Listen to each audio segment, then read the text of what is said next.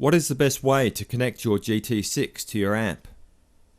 There are many different methods of connection depending on the type of amp or speaker that you use, whether your amp has an effects loop, and whether you're interested in using your amp's preamp for your tone.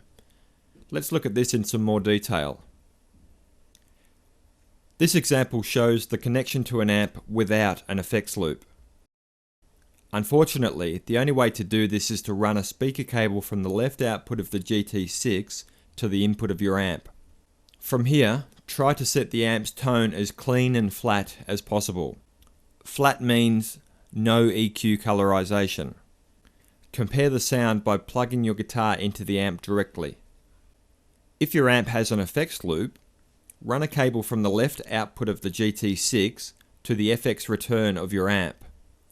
This method turns your amp into a power amp by bypassing the preamp stage. As a result, turning the tone controls on your amp will have no effect. Control your master volume from the output control on the back of the GT6. This next method utilizes your amp's preamp section and is sometimes referred to as the 4-cable method.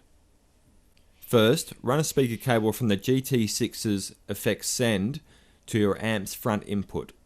Then, cable from your amp's FX send to the GT6 FX return.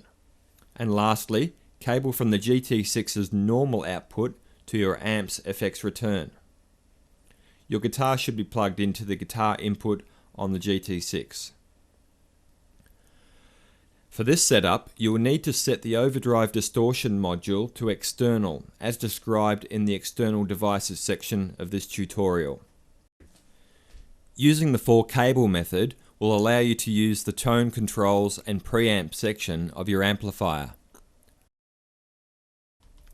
If you have a powered speaker or monitor, run a cable from the GT6's left output to the input on the back of your speaker. Ideally, you'll have 2 speakers so that you can be in stereo. So, in that case, run a second cable from the GT6's right output to your second speaker. If you want to connect directly to a mixing desk, you can either run a cable from the output of the GT6 to the line in of your mixing desk's channel strip, or, if your mixing desk only has XLR inputs, connect via a DI box first.